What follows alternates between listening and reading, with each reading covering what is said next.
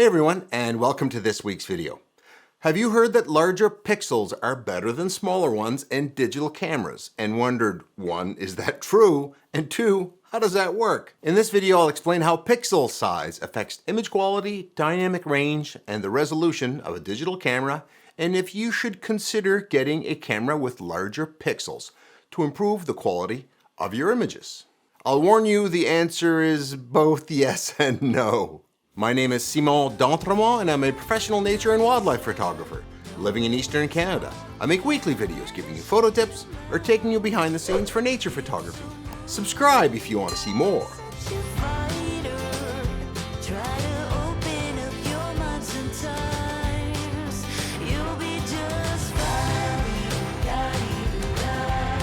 Okay, let's get some rules straight about what I'm talking about. I'm not talking about comparing sensor sizes like full frame to micro four thirds, or changing lenses to change the amount of light coming into the sensor. Many of those nuances are covered in my videos on sensor sizes or on equivalency. What I am talking about here is that once you've decided on getting a certain sensor size, like APS-C or full frame or micro four thirds, should you get a sensor with large pixels? Now technically these are called photosites on a sensor and only called pixels after the image is taken, but you know what I mean. We're talking about the millions of little photon capturing devices on your digital camera's sensor.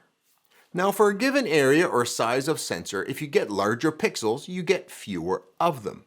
So much of what we're discussing here about larger pixels is analogous to talking about a low megapixel camera. For example, a full-frame Canon R5 II with 45 megapixels has photosites of 4.38 microns, or millionths of a meter. This is known as the pixel pitch, or the distance between the center of two adjacent photosites. The Canon R6 Mark II has only 24 megapixels, but it covers the same surface area of 36 by 24 millimeters. So it needs to have larger photosites to make up the difference, and it does indeed with pixels of 5.96 microns. The question we're asking here is, are these larger pixels better? Let's tackle this one issue at a time based on what people usually say about them. Right off the bat is a trait that's often attributed to large pixels. They gather more light. Now this may seem easy and obvious, but it's not. First, let's consider the following. Photosites gather photons just like a pool in your backyard collects raindrops. But I need to clarify something or else the comment section below is going to explode. If you have a larger pool, you indeed gather more raindrops, but the depth of the water collected is the same as a smaller pool. Similarly, larger photosites collect more photons, but the brightness of the image, analogous to the depth of the water, the intensity of the light is the same. Larger pixels don't make images brighter, or smaller ones darker. At the same f ratio of the lens, the brightness is the same. But they do collect more total light, as in photons or raindrops. More light collected improves the signal to noise ratio, improving image quality and reducing noise. As you collect more light, the signal increases in a linear fashion, but the noise goes up at the square root, meaning less quickly. The more photons you collect, the better the ratio of light to noise, making for a cleaner image. How does collecting more light make a better image? There's almost always going to be noise in an image. The trick with using more light to get better images is to overwhelm the bad noise with good image data. The more image data you collect, that is photons of light, the less and less the noise that was in the image is visible, and the better and better your image looks.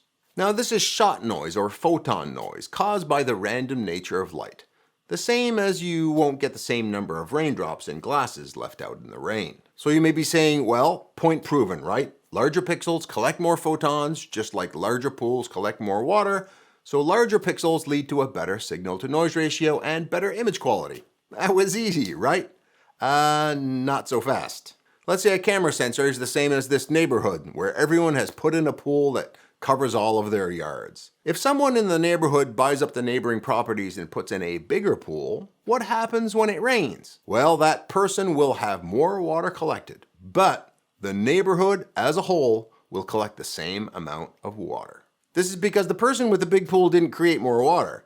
He just took the extra water collected from the neighbors, netting out to zero benefit as a neighborhood. The same thing is happening with larger pixels on a sensor.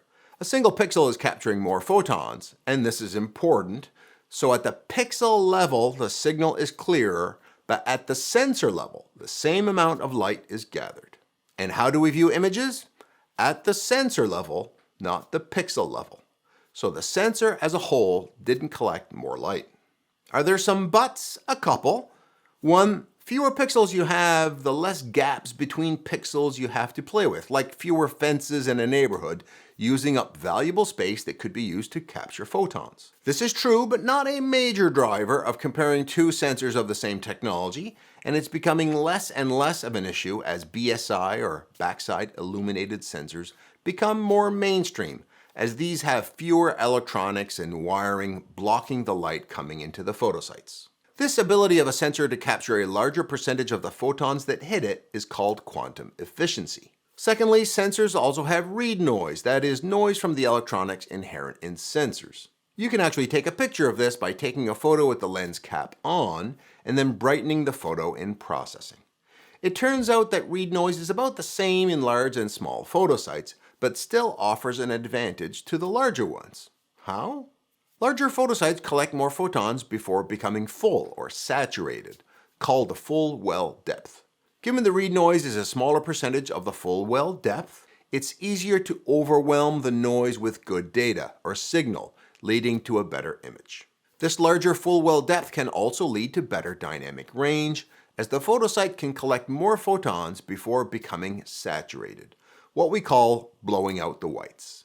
By the way, check me out on social media, as I almost always include a tip with every post, and you can sign up for my email list, where you can download my guide for shooting backlit situations for free. Let's test some of this comparing the same scene taken with the same lens on two cameras of the same generation, sensor size and technology, but different photosite sizes.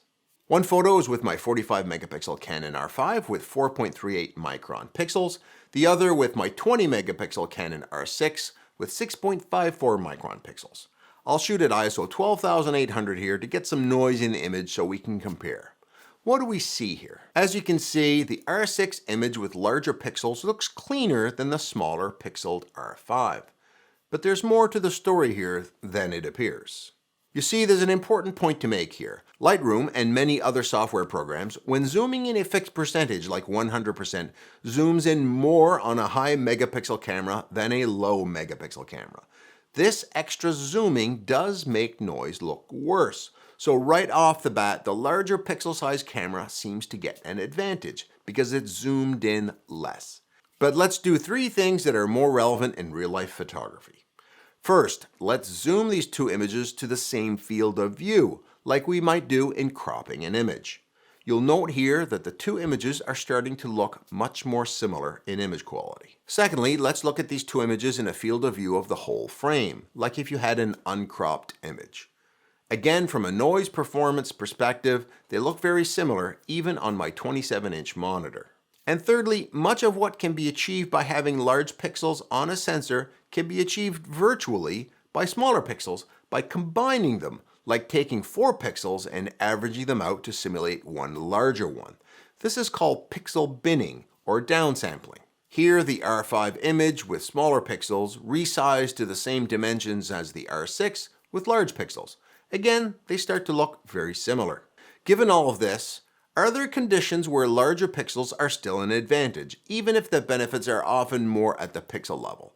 In some cases, there may be. Larger full well depths for better dynamic range, less noise at the smaller scale, and less work needed to clean up noise can be a benefit to some. This is especially true in video, where cropping isn't as common, resolution isn't as critical, and performing noise reduction is more complex than in photos. Or maybe in times where dynamic range is ultra critical. So that's noise performance and dynamic range. What else is at play when comparing different pixel sizes? I just mentioned resolution. There's one clear benefit to having smaller pixels on your sensor. You can pack more of them in and get more detail in your images. If I zoom into these two photos, one taken with a Canon R5 with smaller pixels and one taken with the R6 with larger pixels, the R5 shows more detail. That means if you want a higher amount of detail in your photos, especially cropped or imprinted very large, the smaller pixel sensor has an advantage. Another difference in larger and smaller pixel sensors is the lens demands for sharpness. What I mean by this is that small pixel sensors place high demands on lenses for sharpness. They can capture more detail, but the lens needs to be sharp enough to keep up. Lower megapixel cameras with larger pixels can sometimes be more forgiving of less than stellar lenses, meaning that lens sharpness matters less. Some of you may also shoot video, and this is an area where large pixels really come into their own. Larger pixels and fewer of them can allow cameras to have faster readouts with less noise, enabling features like full sensor readouts, great for image quality.